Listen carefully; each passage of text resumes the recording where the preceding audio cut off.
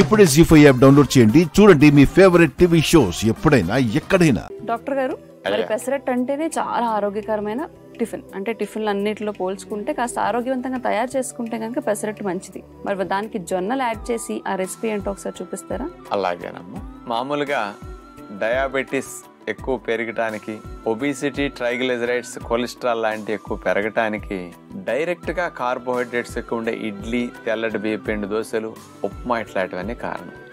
ఇట్లాంటి సమస్యలు ఉన్న వారికి ఇలాంటి సమస్యలు అసలు పెరగకుండా టిఫిన్ తినాలి, మంచి వెరైటీగా తినాలనుకుంటే పెసరట్టు మంచిది, జొన్న అట్టు మంచిది. సరే, దానికి సెపరేట్గా వేసుకోవటం బదులు రోజు తినేవాళ్ళు ఈ రెండు కలిపి వేసుకుంటే ఈ సమస్యలు ఉన్న వారికి బెస్ట్ అట్టు అవుతుంది అనమాట. అందుకని పెసలు, జొన్నలు ఈ రెండుటిని నానపెట్టేసి మరి ఇట్లాంటి సమస్యలు తగ్గించి హెల్దీ వేలో ఎలా అట్టు వేసుకోవాలో చూద్దాం. జొన్న పెసరట్టు తయారు చేయడానికి కావలసిన పదార్థాలు: నానపెట్టిన జొన్నలు 1 కప్పు, నానపెట్టిన పెసలు 1 కప్పు, పెరుగు 1/2 కప్పు, ఉల్లిపాయ ముక్కలు 1/4 కప్పు, పచ్చిమిర్చి ముక్కలు 2 టేబుల్ స్పూన్లు, అల్లము తురుము 1 టేబుల్ స్పూను, జీలకర్ర 1 టేబుల్ స్పూను, కొత్తిమీర కొద్దిగా. ముందుగా ఒక మిక్సీ జార్లో 8-9 గంటలు నానపెట్టుకున్న జొన్నల్ని మనం నీళ్ళలోంచి తీసేసి మిక్సీ జార్లో వేస్తున్నాం. మూత పెట్టేసి ఆ జొన్నల్ని కాస్త పిండిలాగా అయ్యేటట్టు ఒకసారి తిప్పాలి. అందులో నానపెట్టిన పెసలు, పెరుగుతాయి పిండి కలుపుకోవడానికి పెరిగేసాం. దాంట్లో కొద్దిగా పచ్చిమిరపకాయ ముక్కలు, అల్లము తురుము, జీలకర్ర ఇవన్నీ వేసేసి మెత్తగా అట్టు పిండి గ్రైండ్ చేసుకున్నాం. ఈ పిండిని ఒక బౌల్లో తీసుకుని దాని మీద కొద్దిగా వంట సోడా, నిమ్మరసం బాగా మెత్తగా గుల్లగా రావటం కొరకు అట్టు పిండి సిద్ధమైంది. దాన్ని పక్కన పెట్టుకుని అట్టు పైన చల్లుకోవటానికి ఒక బౌల్లో ఉల్లిపాయ ముక్కలు, జీలకర్ర, పచ్చిమిరపకాయ ముక్కలు, అల్లము తురుము, కొత్తిమీర. పెసరట్టు మీద ఇట్లాంటి కాంబినేషన్ చల్లుకుంటే చాలా బాగుంటాయి కాబట్టి అదే విధంగా రెడీ చేసి పెట్టుకున్నాం. నాన్ స్టిక్ రేక్ పైన మేగడ రాసేసి జొన్న పెసరట్టు పిండి మనం పోసేసాం. ఇట్లా పెద్ద సైజు పోసిన తర్వాత దానిపైన ఉల్లిపాయ, పచ్చిమిరపకాయ ముక్కలు వీటన్నిటిని అట్లా పైన పూర్తిగా అన్ని వైపులా పడేటట్లు చల్లుకోవాలి. వీటి వల్ల చాలా స్పెషల్ టేస్ట్ ఉంటుంది. సన్న సెక మీద అడుగున వేగిన తర్వాత అట్లా ఫోల్డ్ చేసేస్తే ఈ ఉల్లిపాయ, పచ్చిమిరపకాయ ముక్కలు పడిపోకుండా ఉంటాయి అన్నమాట. అట్లా ఈసారి ఎప్పుడన్నా తినాల్సి వచ్చినప్పుడు ఇట్లాంటివి చేసుకోండి, చాలా బాగుంటుంది. చూసారుగా, ఎంతో రుచికరంగా ఉండే పెసరట్టుకి ఒక హెల్దీ ట్విస్ట్, అదే జొన్నలు యాడ్ చేయడం. డాక్టర్ గారు, కొంతమందికి వాళ్ళ మెడికల్ కండిషన్ రీత్యా బెడ్ రెస్ట్ అనేది సజెస్ట్ చేస్తూ ఉంటారు. లేదంటే యాక్సిడెంట్లు అయ్యి ఎక్కువ దూరం నడవలేని స్థితిలో ఉండే వాళ్ళందరికీ కూడా బాడీ ఫుల్ స్ట్రెచ్ అవుతూ ఉండాలి, ఎప్పుడు స్ట్రెచ్ చేసుకుంటూ ఉండాలి కదా. వాళ్ళకి హెల్దీగా స్ట్రెచెస్ ఎలా చేసుకోవాలో చూపిద్దామా? అలాగేనమ్మా.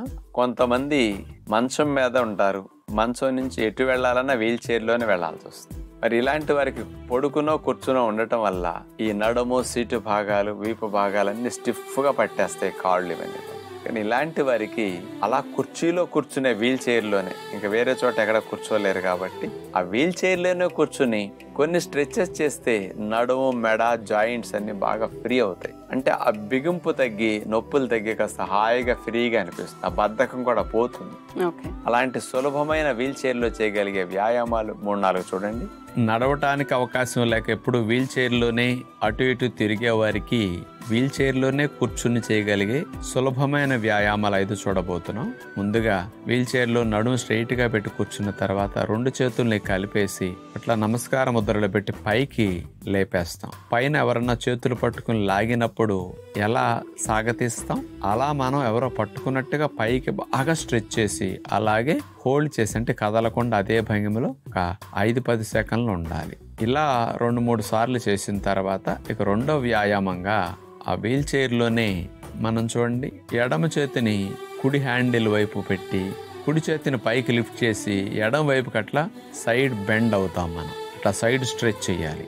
ఈసారి కుడి చేతిని ఎడమ హ్యాండిల్ దగ్గర పెట్టేసేసి ఎడమ చేతిని లిఫ్ట్ చేసి ఎడమ వైపుకి సైడ్ స్ట్రెచ్చింగ్ అట్లా చేయాలి. అట్లా స్ట్రెచ్ చేసి ఒక 10-15 సెకండ్లు 20 సెకండ్లు అలాగే హోల్డ్ చేసి ఉంచితే మంచిది అనమాట. మళ్ళీ ఈసారి కుడి చేతిని ఇట్లా పెట్టేసి ఎడమ చేతిని పైకి లిఫ్ట్ చేస్తాం. అది అయ్యాక మళ్ళీ సరే ఎడమ చేతిని ఇట్లా పెట్టేసి మళ్ళీ కుడి చేతిని పైకి లిఫ్ట్ చేసి సైడ్ స్ట్రెచ్ చేస్తాం. ఇట్లా 4-5 టైమ్స్ రిపీట్ చేస్తే బాగుంటుంది. ఇక మూడో వ్యాయామం కింద వీల్ చైర్లో ఆనుకునే భాగం ఏదైతే ఉంటుందో నడుమును అట్లా ట్విస్ట్ చేసి, అంటే నడుమును బాగా తిప్పి కుడి చేతిని ఎడమ చేతిని అట్లా కుర్చీ అంచు భాగాలు అట్లా పట్టుకుని బాగా నడుముని ఎంతవరకు మ్యాక్సిమం తిప్పగలిగితే అంతవరకు అట్లా తిప్పాలన్నమాట. అట్లా కుడివైపుకి నడుముని ట్విస్ట్ చేస్తాం. అట్లా బాగా కంప్లీట్గా ట్విస్ట్ చేసి అదే భంగిమలో కదపకుండా ఒక 15-20 సెకండ్లు 6 నిమిషమైనా ఉండటం మంచిది. అలా చేసిన తర్వాత ఈసారి నడుమును మళ్ళీ ఎడం వైపుకి ట్విస్ట్ చేయాలి. చేతుల సపోర్ట్ ఉంది కాబట్టి నడుముని అట్లా తిప్పటానికి చేతులు బాగా ట్విస్టింగ్కి బాగా ఉపయోగపడతాయి. అట్లా చేసి ఉంచితే మంచిది. మళ్ళీ నడుముని కుడివైపు ట్విస్ట్ చేస్తాం. 15-20 సెకండ్లు అట్లా హోల్డ్ చేసి ఉంటాం. ఆ తర్వాత నడుముని మెడను మళ్ళీ ఎడం వైపుకి ట్విస్ట్ చేయాలి. ఇది బాగా ఉపయోగపడుతుంది. ఇక 4వ వ్యాయామంగా కుర్చీలో ఆనుకుని కూర్చున్న తర్వాత చేతులది కూడా హ్యాండిల్ మీద అట్లా పెట్టేసేసి మెడని నడుముని వెనక్కి విరిచట్లా అదే భంగిమలో కదపకుండా ఉండాలి.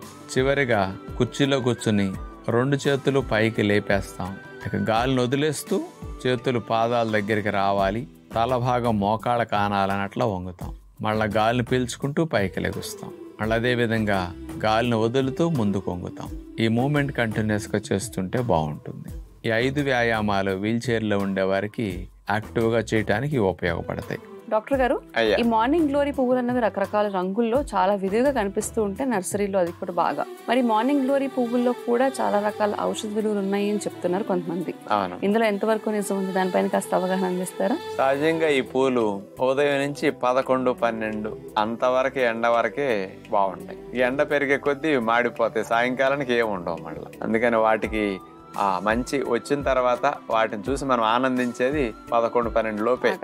ఇక మధ్యాహ్నం నుంచి వాటి లైఫ్ అయిపోతుంది. ఈ మార్నింగ్ గ్లోరీ అనేది తీగ జాతి మొక్క. మనం అంత కొమ్మ గుచ్చుకుంటే చాలు, చక్కగా పెన్సింగ్ వాటికి కానీ పందిరికి మంచిగా పాకేసి బ్లూ కలర్ పూలు చాలా బాగుంటాయి. మరి ఈ పువ్వులు 2 రకాల ఫలితాలను ఇస్తాయి టీ కాసుకు తాగితే. మొదటి ఫలితం లైసర్గాల్ అనే కెమికల్ కాంపౌండ్ ఇందులో ఉంటుంది. మనం ఉప్పు తినటం వల్ల మానసిక ఒత్తిడితో స్ట్రెస్ తో ఉండటం వల్ల రక్తనాళాలు సంకోచించుకుంటాయి. సంకోచించుకుంటే బీపీ, వ్యాకోచించుకుంటే హెల్దీ. మరి ఈ రక్తనాళాల వ్యాకోచానికి బాగా ఉపయోగపడతాయి కాబట్టి హై బీపీలు ఉన్నవారు బాగా వాడుకోవచ్చు.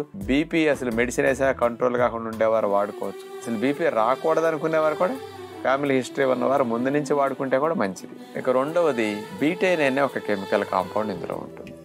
ఇదేం చేస్తుందంటే లివర్ కెమికల్స్ ని, ఎరువులు, పురుగు మందుల్ని, కార్బోహైడ్రేట్ మందుల్ని డీటాక్సిఫై చేయడానికి ఈ బీటైన్ అనే కెమికల్ చాలా లివర్ ప్యూరిఫికేషన్ చేయడానికి అద్భుతంగా ఉపయోగపడుతుంది. లివర్ బాగుపడటానికి ఉపయోగపడుతుంది. లివర్ బాడీ అంతటిని ప్యూరిఫై చేయడానికి కూడా ఇది బాగా ఉపయోగపడుతుంది. కాబట్టి 2 రకాల ఫలితాలు మార్నింగ్ గ్లోరీ పువ్వులు టీ తాగితే వస్తుంది. మరి ఎలా త్రాగాలి? ఒక 5-6 పూలను తీసుకుని ఒక గ్లాసు నీళ్ళల్లో వేయండి. మరిగేసరికి 1/2 గ్లాసు నీళ్ళు అయ్యే వరకు ఉంచి దింపేసేసేసి వడకట్టేసేసి ఆ నీళ్ళని కాఫీ కప్పులో పోసుకుని అంత తేనె కలుపుకుని ఈ మార్నింగ్ గ్లోరీ టీ గనక త్రాగేస్తే ఇప్పుడు చెప్పిన ఫలితాలు 2 చక్కగా వచ్చేస్తాయి అన్నమాట. రెగ్యులర్ గా వాడుకున్న ఏ విధమైన నష్టం వీటికి ఉండదు. దొరకని వారు ఎండు పువ్వులు కూడా మార్కెట్ లో అమ్ముతుంటారు. వాటిని ఇట్లా వేసుకునైనా కూడా ఉపయోగించుకోవచ్చు. దాని పౌడర్ కూడా అమ్ముతుంటారు. ఆ పౌడర్ ను కూడా నీళ్ళలో వేసి మరిగించుకుని ఇట్లా తాగొచ్చు. జీ5 యాప్ డౌన్లోడ్ చేసి అన్ని ఎపిసోడ్స్ పూర్తి ఉచితంగా చూడండి.